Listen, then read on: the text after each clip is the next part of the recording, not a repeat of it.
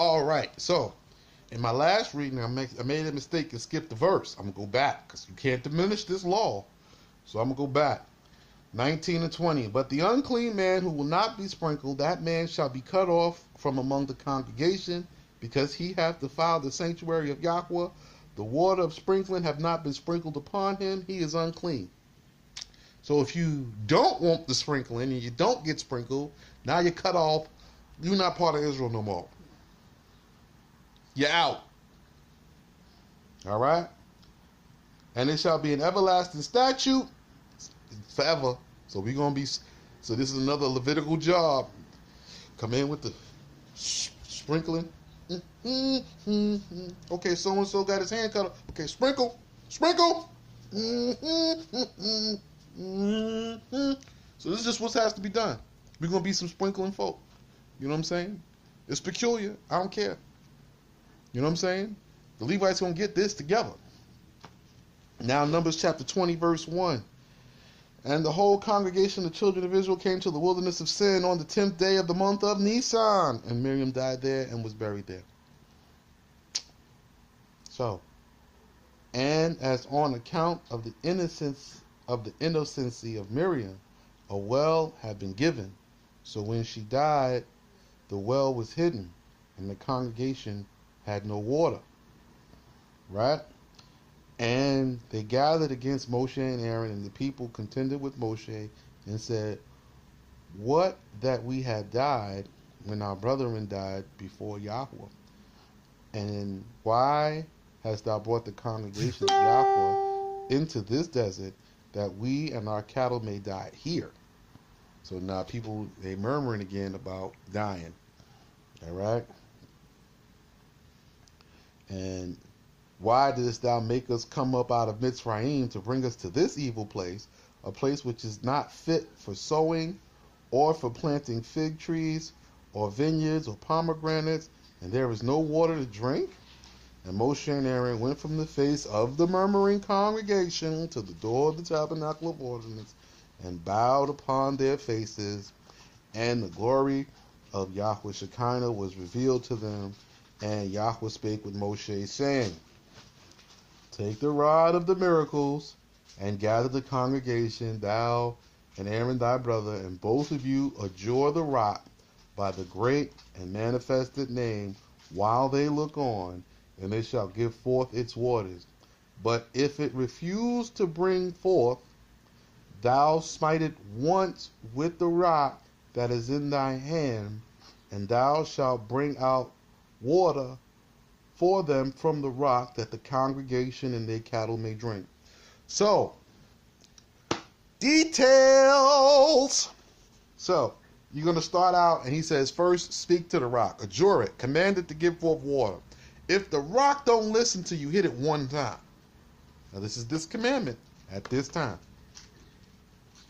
Right? So he says, do this in the sight of the congregation. And Moshe took the rod of miracles from before Yahweh as he had commanded him. So the rod, Moses' rod that he had, the rod of miracles with the name of Yah on it, and it was emerald or whatever, sapphire, and it was in there with him.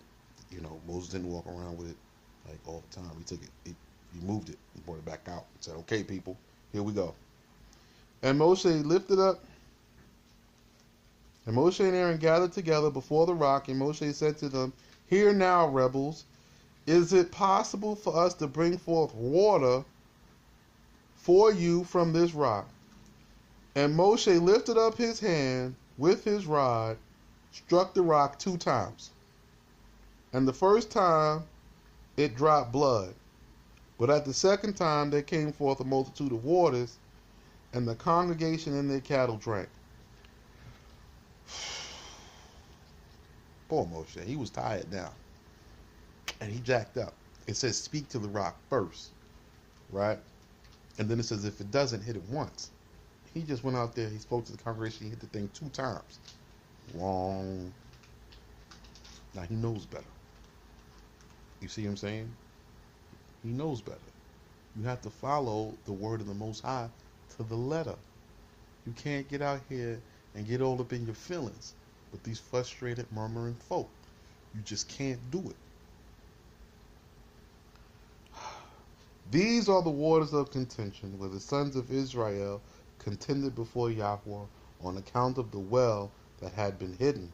And he was sanctified in them in Moshe and Aaron when the waters were given to them. Then Moshe sent messengers to Rechem unto the king of Edom, saying, Thus saith thy brother Israel, Thou hast known all the troubles that hath found us, that our fathers went down into Mitzrayim, and dwelt in Mitzrayim many days, and the Mitzrayim afflicted us and our fathers. And we pray before Yahweh, who heard our prayers, and sent one of the ministering angels to lead us out of Mitzrayim. And behold, we are in Rechem, a city built on the side of thy borders. Whoa, whoa, whoa. A ministering angel to lead us out. The ministering angel to lead them out at that time was Moses. See? That's where it says it right there. So we understand that ministering angels, it was Moses and Aaron and Miriam. It's plural. So it's those who come to do the work. Angels. Moses was the primary one. So he sent Moses, and Moses recruited Aaron and Miriam at the word of the Most High. So he did all these things following the commands and the word of the Most High as it was given him. Now this ain't a osmosis for Moses. This wasn't an osmosis thing. This was a direct thing. For us, we have a book. So when you have a book, you can follow the law to the letter, and you'll be right in doing so. Right? Okay.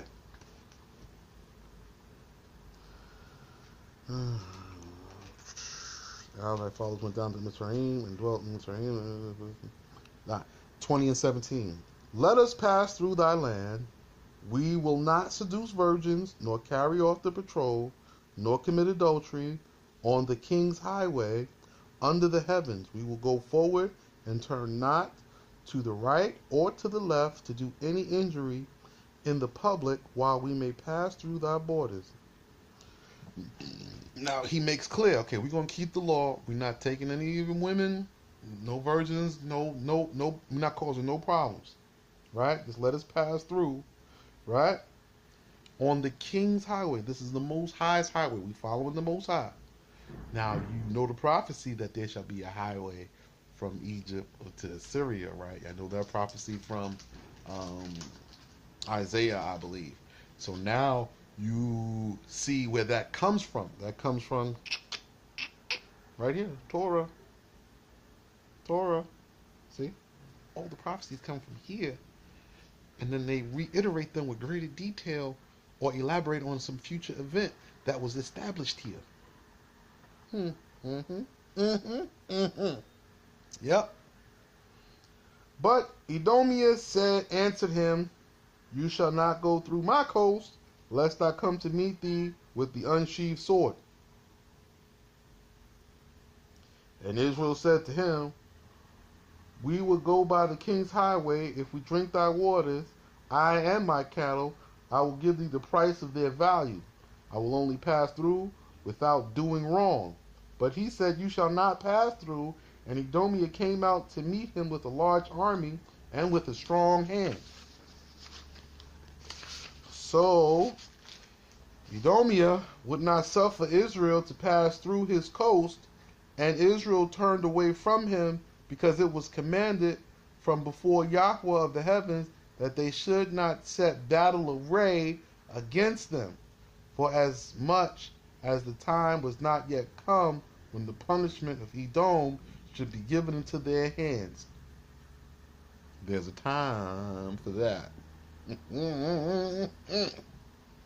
And the whole congregation of the children of Israel journeyed from Rechem and came unto Umanon and the mountain, and Yahweh spoke to Moshe in the Mount Umanon on the coast of the land of Edom, saying, Aaron shall be gathered unto his people, for he shall not enter into the land which I have given unto the children of Israel, because you were rebels against my word at the waters of contention. So now both Aaron and Moses died because they didn't follow the instructions that they both received, right? Direct instructions. So now he says, now Aaron is dying, and Aaron's not going to the land because you didn't follow what I said do at the waters of contention. Take Aaron and Eleazar his son, and make them come up to Mount Umanom, and thou shalt strip Aaron of his vestments, the adornment, glory of the priesthood, and put them on Eleazar his son. But Aaron shall be gathered and die there. And Moshe did as Yahweh commanded him, and they ascended Mount Umanom in the view of all the congregation. And Moshe stripped Aaron of his vestments, the priestly decoration, and put them on Eleazar his son, and Aaron died there on the summit of the mountain. And Moshe and Eleazar came down from the mountain, and when the soul of Aaron was at rest, the cloud of glory lifted up on the first day of the month of Av. And all the congregation beheld Moshe come down from the mountain with rent garments, and he wept and said, Woe unto me for thee, my brother Aaron, the pillar of Israel's prayers. And they also wept for Aaron 30 days, the men and the women of Israel. And Amalek, who dwelt in the south, and changed and came and reigned in Arad,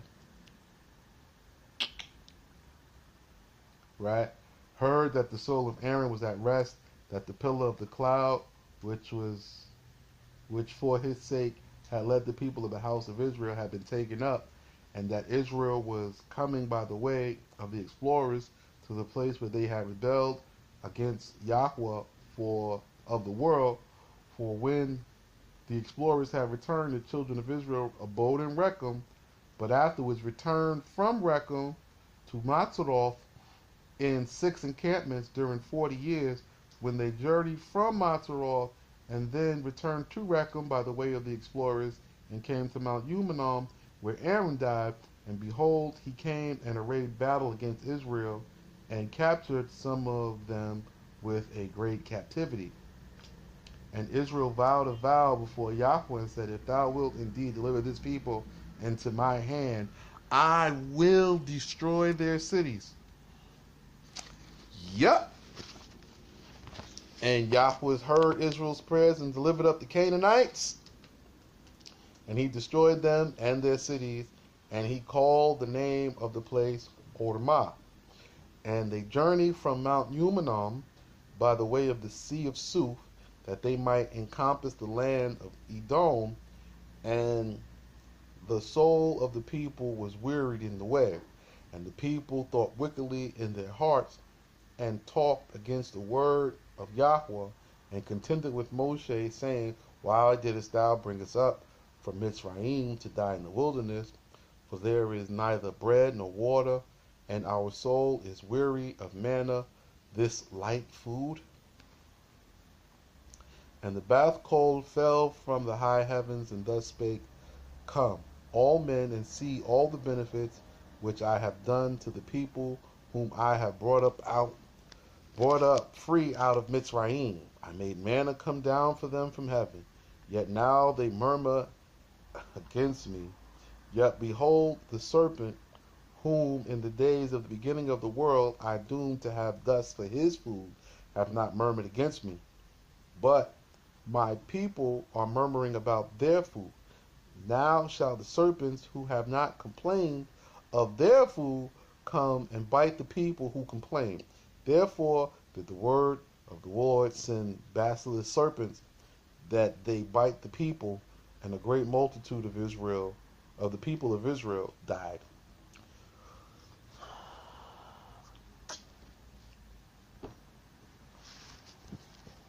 He said y'all was gonna be here 40 years. You're out here 40 years. Now you tired. You want to go in. You tired of this, but you've been murmuring. You murmured coming out. You murmured when you received the law. You murmured and you didn't follow the instructions of the law. And then finally you received the punishment of 40 years and you still murmuring. Y'all was going. They was going to complain anyway. It was nothing. They was just going. They was just going to do it. They was just never going to be satisfied. So you're not satisfied with what I said. So I'm just going to kill you like I said I would.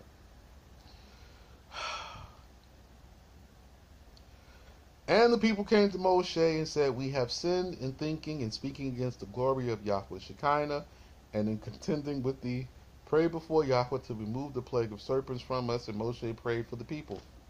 So this time the people are starting to figure it out. All right, we said this, now we dying again. All right, stop. Wait, let's go back. Let's apologize. Let's get this right. And Moshe made a serpent of brass and set it upon a place aloft. And it was when the serpent had bitten a man, and the serpent of brass was gazed at, and his heart was intent upon the name of Yahweh of the world, he lived. So if he looked at the serpent and his heart, and he thought about the name, the glory, great and glorious name of the Most High, that he lived. And the children of Israel journeyed from thence and pitched in Oboth. And they journeyed from Oboth and encamped in the plain of Megiddo, and in a desert place which looked onward toward Moab, from the rising of the sun. Thence they journeyed and encamped in the valley, abounding in reeds, osiers, and mandrakes. And they journeyed from thence and encamped beyond Arnon, in the passage of the desert that stretched from the coast of Amorah. And Arnon is the border of Moab, situate between Moab and Amorah, right?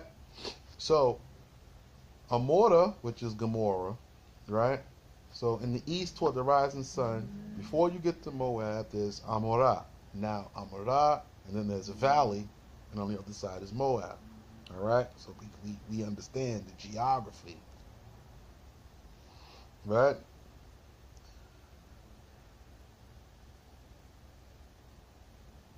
Amorah. And they journeyed, Numbers 21 and 13. And they journeyed from thence and encamped beyond Arnon, the passage and stretched the coast of Amorah. And for Arnon is the border of Moab, situated between Moab and Amorah. There dwelt a priesthood of the worshippers of idols. So now we're coming into the priesthood of the worship of idols right there in the valley. And 21:14. Therefore it is said in the book of the law, which are recorded the wars of Yahweh, Eth and Heb, which had been smitten with the blast of leprosy, and had been banished beyond the confine of the camp, made known to Israel that Edom and Moab were concealed among the mountains in ambush to destroy the people of the house of Israel. But Yahweh of the world made a sign to the mountains, which pressed one to another so that they died, and their blood flowed through a valley on the brink of Arnon, or a valley adjoining Arnon. And the effusion of the streams of their blood flowed to the habitations of Lechiatha, which were, however, delivered from this destruction because they had not been in their councils. And behold, it was unto the confine of Moab. So these people had gathered together. So this army, right? Eth and Heb, right? These two mountains was the two mountains, and then in between, the Moabites and Edomites had gathered in, and Mosai just took two mountains and just killed them with two mountains, just smushed them. And then their blood ran down, and people saw this and was like, well, all right, moving forward. Right? And from thence was given to them, the Israelites, the living well, the well concerning which Yahweh said to Moshe, assemble the people and give them water. Then, behold, Israel sang the thanksgiving of this song at the time that the well which had been hidden was restored to them through the merit of Miriam. Spring up, O well, spring up, O well. Sang they to it, and it sprang up. So now they're at the well which was hidden, and they see it, and they sing, spring up, O well, spring up, O well. so they sang to it, and it sprang up. The well which the fathers of the world, Abraham, Isaac, and Jacob, digged, the princes who were of old digged, the chiefs of the people, Moshe and Aaron, the scribes of Israel, found it with their rods, and from it, the desert, it was given to them for a gift. And from thence it was given to them in Matana, turning, it went with them from the high mountains, and from the high mountains it went down with them to the hills surrounding all the camp of Israel, and giving them drink, and everyone at the door of his tent. All right, I'm going to pause here, and I'll be back with Numbers 21 and 20.